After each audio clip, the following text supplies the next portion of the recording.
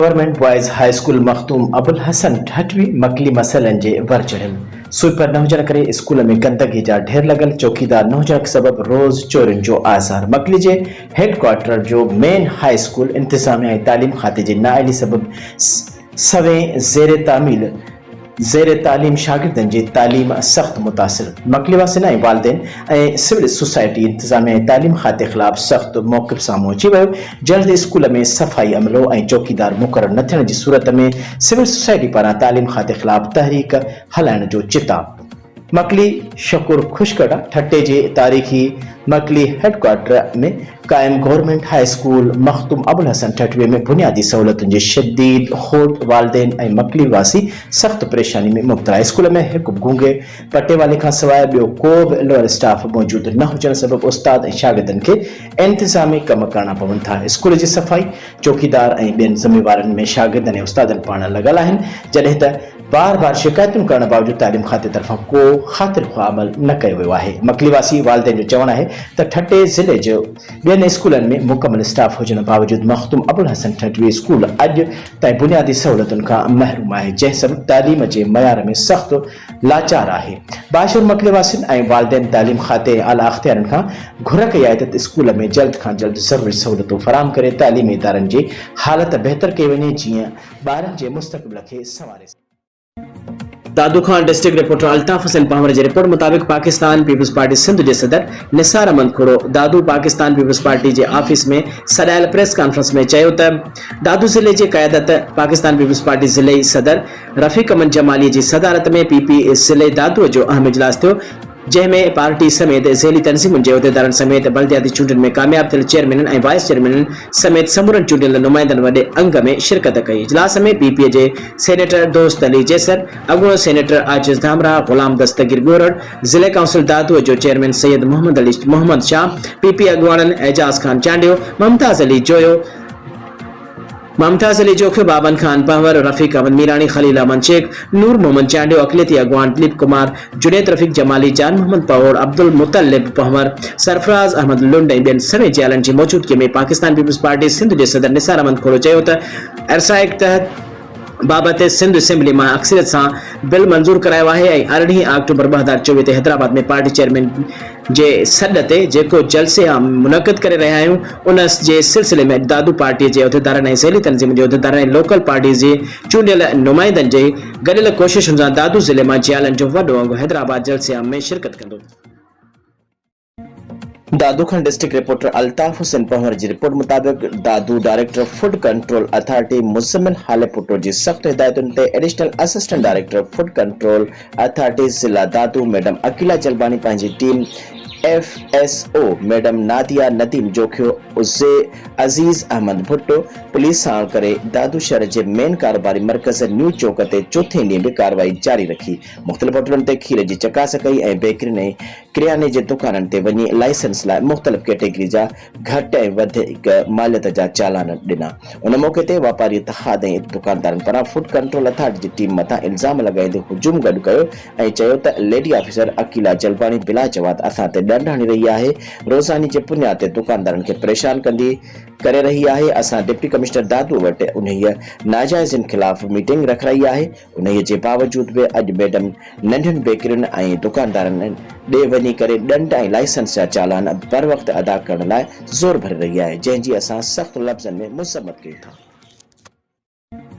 खासकर रिपोर्ट कर रहा है सूमार समय जो मुनशा डीलर आमिर मेव जी मैनपुरी मावा ऐं सफ़ीना जो विक्रो बंद न थियो। पुलिस स्टेशन डेंगाण पीपी झलोरी पीपी लांढीअ जे हद में विक्रो वॾे पैमाने ते जारी। आमिर मेव जी मुनशियात में एक पुलिस ASI जो पुट पार्टनर हुजण करे ऐं वॾे मुनशा डीलर जो हथ हुजण करे पुलिस मंथली एवज़ खामोश। वाज़िह है त मुनशा डीलर आमिर मेव के कुछ ॾींहं अगुन एंटी नार्कोटिक्स पुलिस चेकिंग दौरान मुनशियात समेत गिरफ्तार करे डेंगाण पुलिस स्टेशन ते मुंतकिल कयो हो, जिते पुलिस ASI संदस पार्टनर पुट जे मुदाखलत ते 50,000 एवज़ छॾियो वियो हो। मुनशियात फरोशीअ में सहूलतकार पुलिस ASI ऐं संदस मुनशियात फरोश पुट जा तफ़सील ॿी पोस्ट में। खैबर खान रिपोर्ट कर रहा है अजीज गुल खैबर SSP मटियारी फैसल बशीर मेमन जे हुक्म ते DSP CIA मटियारी पुलिस जो मुनशात फरोशन इश्तिहारिन ॾोहारिन ऐं घुरबल ॾोहारिन खिलाफ़ कार्रवाइयूं तेज़ करे छॾियूं। हिक इश्तिहारी ॾोहारी मोटरसाइकिल ऐं बग़ैर लाइसेंस जे हथियारनि समेत गिरफ़्तार। ख़बर मूजिब DSP CIA मटियारी अता मोहम्मद दाहिरी जे अॻुवाणी में इंचार्ज CIA मटियारी ख़ादिम हुसैन भट्टी स्टाफ साण करे खैबर वेझो सेखार थाणे जे हद में कामयाब छापो हणी हिक इश्तिहारी ॾोहारी रियाज़ वलद हाजी रहीम खान गहलू के गिरफ्तार करे वरतो। CIA पुलिस जो तलाशी दौरान ॾोहारिन जे कब्ज़े मां हिक बग़ैर लाइसेंस पिस्तल 2 अदद राउंड ऐं 1 अदद मोटरसाइकिल हथ करे वरतो। पुलिस जे सरपरस्ती में केस दाख़िल कयो वियो आहे।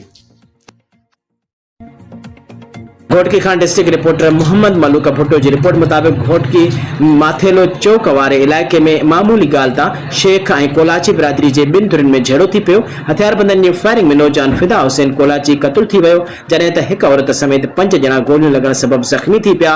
ज़ख़्मियुनि में इमरान कोलाची, आमिर अली, फरमान अली कोलाची और सुमेरा शामिल आहिनि। ज़ख़्मियुनि खे तालका अस्पताल दाख़िल किया वियो। मक़तूल के वारसनि जो चवणु आहे त ॿारनि जी मामूली गाल अल्लाह वसाए शेख ऐं ॿियनि हमलो करे घर ॿाहिरां फायरिंग करे ॾिनी, जंहिं सबब हिक ॼणे खे कतल ऐं हिक मासूम ॿारनि ऐं औरत समेत 5 ॼणनि खे ज़ख़्मी करण बैदि फरार थी विया। घोटकी आख़िरी इतलाउनि ताईं वाक़े जो केस दाख़िल न थी सघियो आहे, न वरी जवाबदारनि जी गिरफ़्तारी अमल में अची सघी आहे।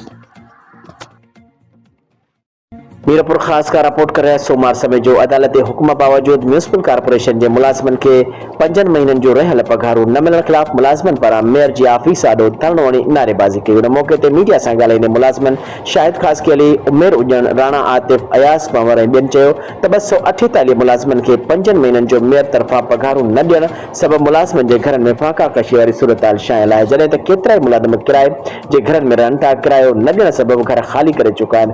ॿारनि जे स्कूल जो फीयूं जमो न कराइण सबब असांजा ॿार स्कूल नथा वञी सघनि, जॾहिं त मेयर पारां रोज़ कूड़ा दिलासा ॾिना पिया वञनि। हुन इल्ज़ाम हणंदे चयो त मेयर पारां कूड़नि बिलनि ज़रिए लखे रुपयनि जी करप्शन कई पई वञे, पर मुलाज़िमन खे पघारूं नथियूं ॾिनियूं वञनि। उहो किथां जो इंसाफ़ आहे? हुन वधीक चयो त पघारूं न मिलण सबब असां 1 महीनो अॻु अदालत सां रुजू कयो। अदालत पारां म्यूनिसिपल कॉर्पोरेशन इंतज़ामिया खे 14 ॾींहनि अंदरि मुलाज़िमन जूं पघारूं ॾियण जी हिदायत कई, पर उन ते को बि अमल न थियो। मेयर पारां अदालती हुकुम खे पिणु थोॾे छॾियो आहे। पघारूं न मिलण सबब मुलाज़िमन जी माली हालत इंतहाई ख़राब आहे। हुननि सिंध जे वॾे वज़ीर, सूबाई वज़ीर बल्दियात ऐं वास्तेदार अख़्तियारनि खां पुरज़ोर मुतालबो कंदे चयो त मामले जो नोटिस वठी फौरी तौर ते मुलाज़िमन खे रहियल पघारूं जारी करे संदन ॿारनि खे बुखूं काटण खां बचाए वञे। ॿी सूरत में एहतजाज जो दायरो वसी कयो वेंदो। संजरो खान रिपोर्ट कर रहा है। हैदर बख्श चांग संजरो लग गोठ हाजी वली मोहम्मद चांग में फ़कीर रजब अली चांग की तरफा खैरात फी सबिलिल्लाह जो प्रोग्राम रिथो वो, जैमें बिरादरी के मोअसिसीन ऐं पाड़ेसिन वॾे अंग में शिरकत कई ऐं नंगर बद दुआ खैर कई वई, जैमें मुल्क मुर्शिदन करीमन ऐं बिरादरी जमात पाड़ेसिन लाइ खास दुआ पिणु घुरी वई।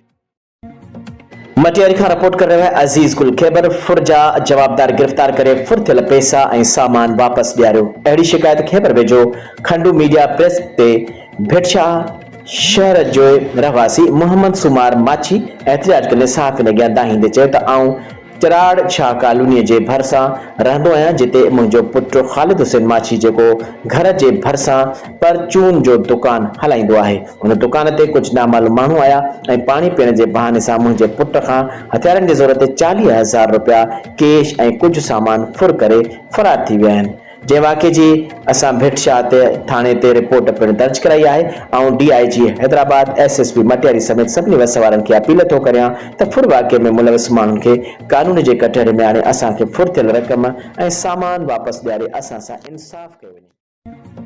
खैबर खां रिपोर्ट कर रहा है। अजीज गुल खैबर खैबर शहर में नौजवाननि पारां कोड़ी कोड़ी रांदि खेॾी वई, जंहिंमें खैबर शहर जे नौजवाननि मज़हर अली मल्लाह, शुनू शीदी ऐं फोटो मल्लाह, मंसूर मल्लाह, जुमन चौहान, अहमद अली चौहान, अदड़ो मल्लाह, तौफीक मंगड़हार, कलालो बलोच ऐं ॿियनि हिसो वरितो। खैबर शहर में नौजवाननि पारां कोड़ी कोड़ी रांदि खेॾी वई, जंहिंमें शौक़ीननि ऐं शहरनि वॾे अंग में पहुता। शहरनि अली हैदर मल्लाह ऐं आज़ीज़ गुल खैबर आसिफ मल्लाह ऐं ॿियनि चयो त कोड़ी कोड़ी रांदि सिंध जो सकाफ़ती रांदि आहे।